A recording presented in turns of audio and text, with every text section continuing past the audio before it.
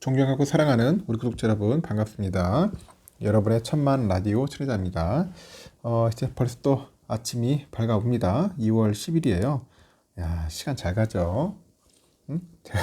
후딱후딱 갑니다. 후딱후딱. 응? 시간이 너무 빨리 가는 것 같아.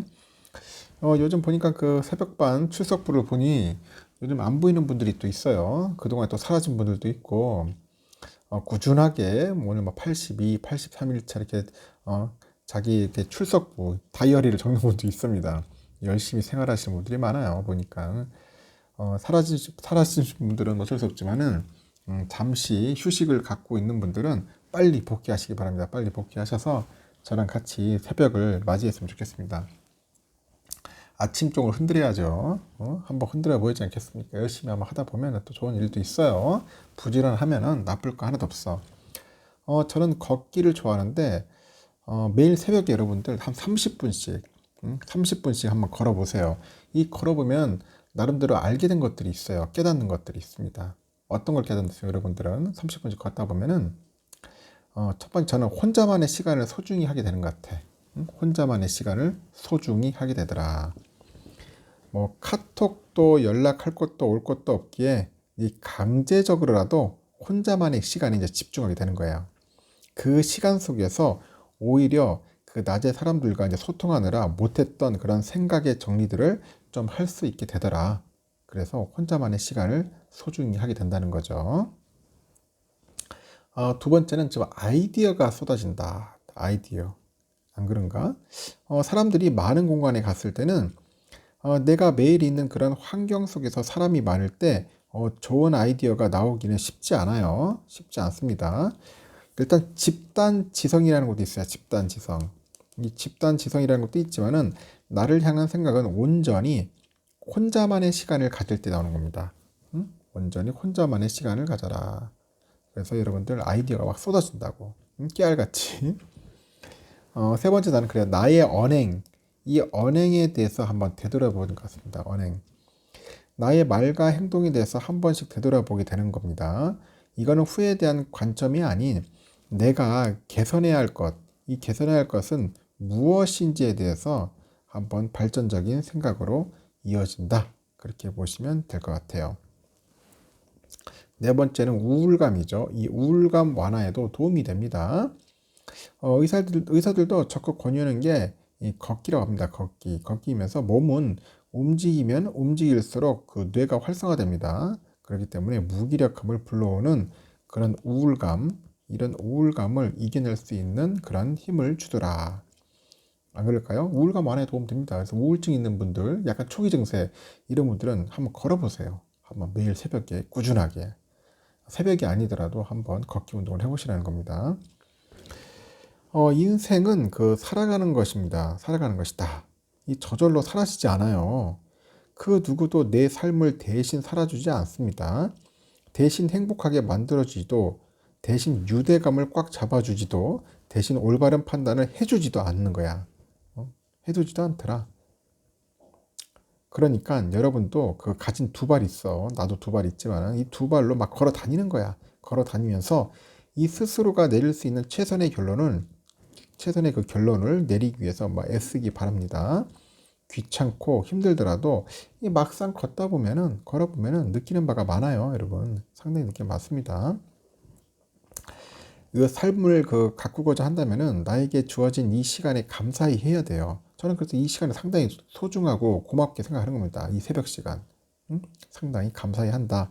이 삶이라는 것이 주어졌다는 사실에 감탄하고 하늘을 좀 올려보세요. 언제나 올려다보는 하늘을 무심코 그 자리에 있을 뿐이지만은 그것들이 나를 위해서 존재한다고 믿으면은 조금이나마 위안으로 삼을 수 있습니다.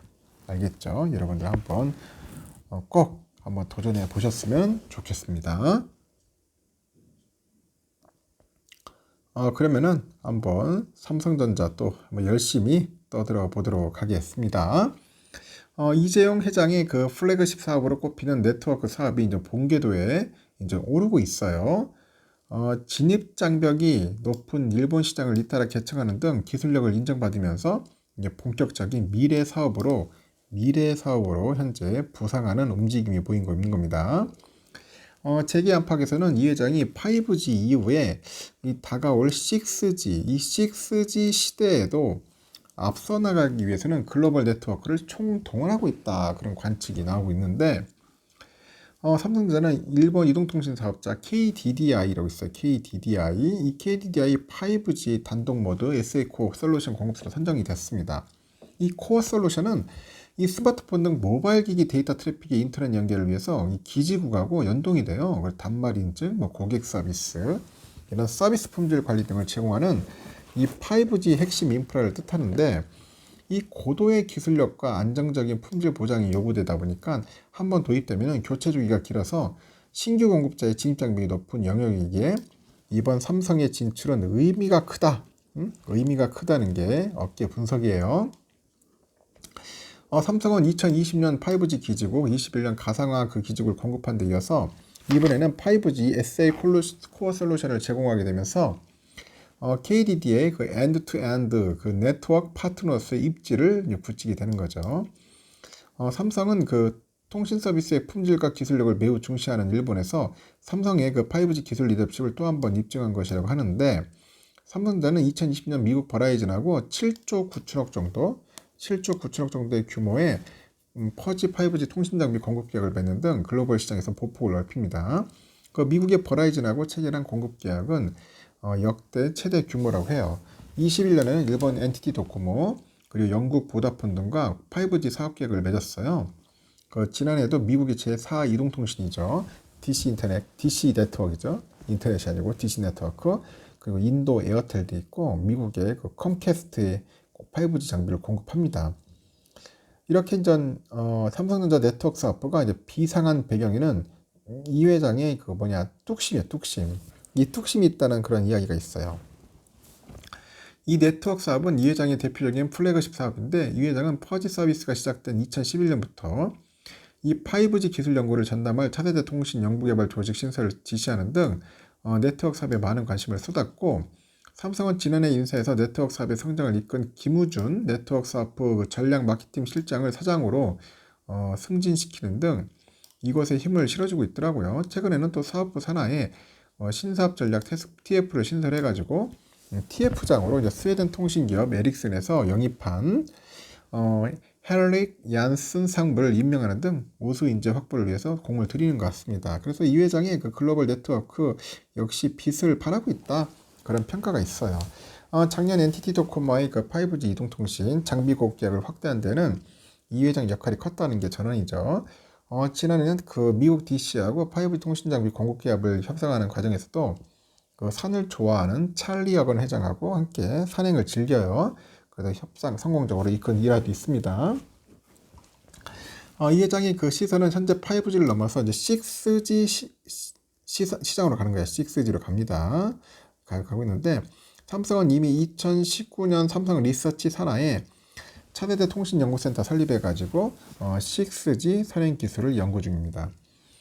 이 회장은 해외 출장 시에도 글로벌 통신기업 최고 경영자 CEO들을 이제 만나가지고 이제 사업을 직접 챙기는 사례가 많았는데, 앞으로도 다가올 6G 시대를 위해서 글로벌 기업과 협력 관계를 구축하는 데 많은 관심을 기울일 거다, 그렇게 보고 있는 것 같습니다. 아주 잘하고 있어요, 우리 이재영 회장. 그리고 라이프스타일 아웃도어 기업이죠. 감성 코퍼레이션의 그 프리미엄 감성 아웃도어 브랜드, 참 이름도 길다. 우리 아웃도어 브랜드 스노우피크. 이 스노우피크 어페럴이 삼성의 스마트폰 갤럭시 S23과 컬래버레이션 액세서리를 선보이는데, 이 스노우피크 어페럴은 브랜드 슬로건이 일상 속 자연을 바탕으로 해가지고 갤럭시 S23 그 케이스와 협업을 해가지고 케이스, 스트랩, 가젯 등 제품의 5종을 이제 출시를 하는 거야. 이번 제품은 스노우피크의 그 아스타리스크 로고를 활용해가지고 브라이어티 케이스하고 캠핑을 모티브로 해가지고 아이템을 담은 킥스탠드 프라이트, 그 스트랩, 가젯 등의 액세서리가 있는가 봅니다. 이렇게 스노우피크 어페럴은 브랜드 슬로건하고 그 카메라 기능을 강화해가지고 갤럭시 그 S23의 특징을 아주 컬래버레이션 했어요. 뭔가 좀 독특하네요. 보니까 낮에는 약간 푸른 자연에서 캠핑을 즐기면서 밤에는 갤럭시 S23으로 밤하늘의 은하를 감상할 수 있는 뭔가 그런 헤리티지 감성, 그리고 아웃도어 오리지널리티를 이제 아주 고스란히 담은 것이 특징이라고 하는데, 그 특히 푸른빛을 띠는 그 케이스가 우주 속의 그 은하수의 감성을 약간 스노우피크 어페럴만의 그런 디자인과 컬러로 이제 표현을 했다고 합니다. 표현했다. 그래서 감성 코퍼레이션 관계자는 그래요. 이번 컬래버레이션을 통해서 소비자들이 바쁜 일상 속에서도 약간 여유롭고 편안한 감성을 전달받기 바란다. 그 삼성과의 협업으로 아주 신선하고 아주 긍정적인 그런 시너지와 함께 차별화된 브랜드 경험을 제공하려고 한다고 합니다. 나름 독특한 것 같습니다. 관심 있는 분들은 한번 참고하셔서 구매하시면 될 것 같고요. 이어서 또 삼성 네오 QLED 8K짜리도 관련된 이야기를 해볼게요. 삼성이 이번에 9일부터죠. 이 9일부터 3월 19일까지 서울 잠실 그 롯데월드 타워몰 넥스트 뮤지엄에서 네오 QLED 8K하고 더 프레임을 통해서 NFT 작품을 이제 선보입니다. 넥스트 뮤지엄은 롯데백화점과 그 카카오그룹의 그 블록체인 기술 계열사죠. 그라운드X가 손을 잡았어요. 지난해 12월 개관한 오프라인인 NFT 전시 공간입니다. 이번 전시는 그 발렌타인 외전과 그 싱글들의 이야기를 주제로 해서 김한진, 이동구, 록한김을 포함해서 국내 유망 신진 작가 8명이 참여를 해가지고 엄선한 NFT 작품 4점을 삼성 스마트 TV에 탑재를 해서 그라운드X의 그 디지털 아트 유통 플랫폼 클립 드롭스 앱을 통해 가지고 전시를 해요. 이 작품들은 삼성 네오 QLED와 함께 패키지 형태로 구매 예약도 가능하다고 합니다. 22년 이후로 출시된 국내 삼성 스마트 TV 사용자들이 그 클립 드롭스 앱을 통해 가지고 다양한 NFT 아트를 탐색하고 구매 감상할 수 있습니다. 그래서 삼성의 그 영상 디스플레이 사업부 부사장이 그래요. 뛰어난 화질하고 초대형 라인업을 갖춘 삼성 네오 QLED NFT를 구매하고 감상할 수 있는 최적의 디스플레이다. 이종 업계 간 적극적인 협업을 통해서 소비자들에게 새롭고 다양한 그런 시청 경험을 확대해 나갈 것이라고 하고요. 그리고 또 이어서 이 TV 제조사가 이 플랫폼을 이용한 그 광고 사업, 이 광고 사업에 뭔가 좀 진출을 하는 것 같아. 약간 속도를 내는 것 같습니다. 이게 TV 시장이 이제 축소되는 데다 원자재 값 상승으로 수익성까지 악화되다 보니 일단 장기적인 수익 모델을 재구축하겠다는 것인데, 이 광고와 콘텐츠를 결합해서 시청 형태에 익숙한 그 북미 시장, 이 북미 시장을 중심으로 해가지고 유럽, 아시아 등지에 깔려있는 한국산 TV를 활용을 하면은 전반적인 TV 수요 감소에도 대응할 수 있다는 거죠. 일단 얻게 따르니까 주요 제조사들은 그 불황 돌파를 위해서 올해부터 이제 플랫폼 그 사업을 강화하는 분위기예요.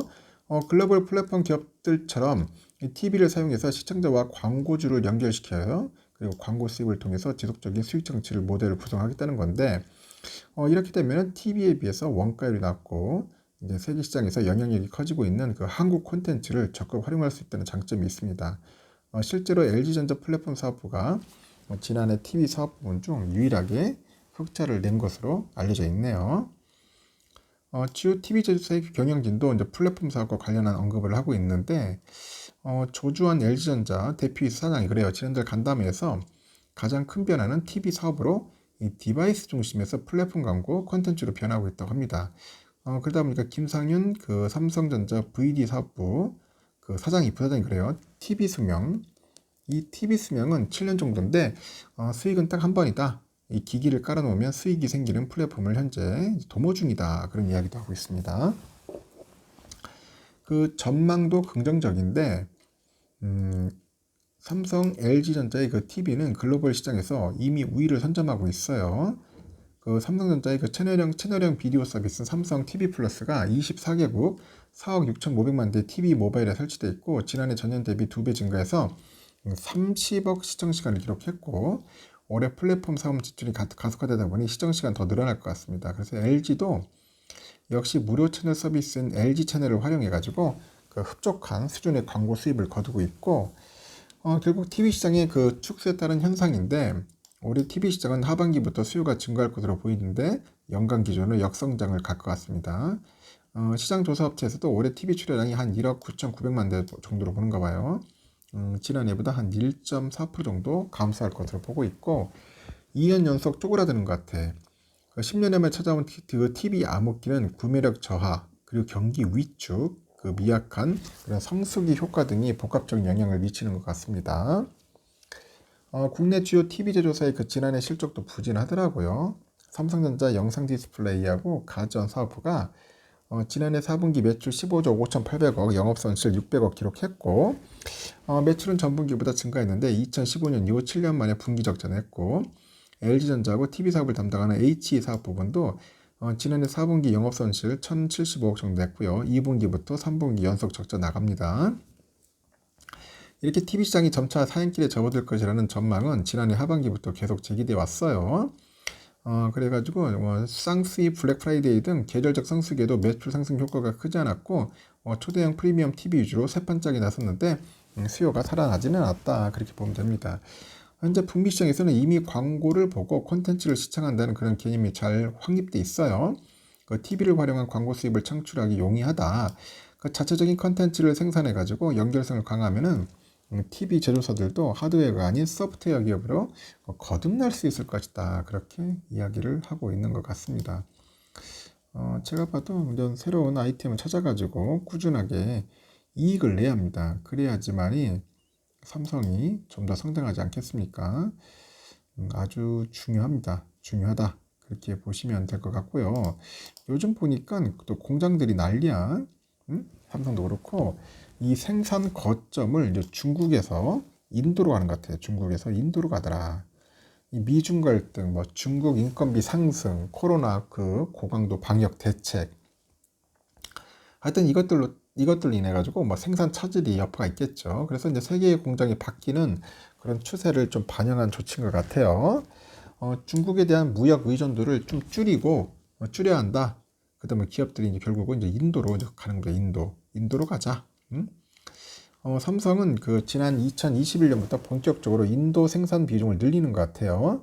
현재 삼성전자는 인도 뉴델리 인근의 노이다 지역에서 세계 최대 스마트폰 공장을 현재 운영 중이고, 남동부 해안 도시죠. 첸나이 지역에서는 가전하고 TV를 생산하고요. 이 가운데 첸나이 가전 공장 인근에 약 2,600억 투입해서 뭐 냉장고, 컴프레서 등 그 주요 부품을 생산하는 공장을 신설하기로 합니다. 연간 생산 규모는 800만 대 예상하고 있고, 완제품뿐 아니라 부품까지 근거리에서 자체 조달해서 생산량도 늘리고 생산 속도를 높이겠다는 겁니다. 최근에 출시한 갤럭시 S23의 인도 공급 물량은 현재 노이다 공장에서 한 100% 정도 생산하기로 해요. 그간 노이다 등 삼성 인도 공장에서는 피처폰이죠. 피처폰이나 중저가형 AM 시리즈의 스마트폰이 생산되어 왔는데, 안정적인 공급망을 통해 가지고 이제 미국을 꺾고 전 세계 유의 규모 스마트폰 시장으로 성장한 인도에서 1위를 차지하겠다는 목표입니다.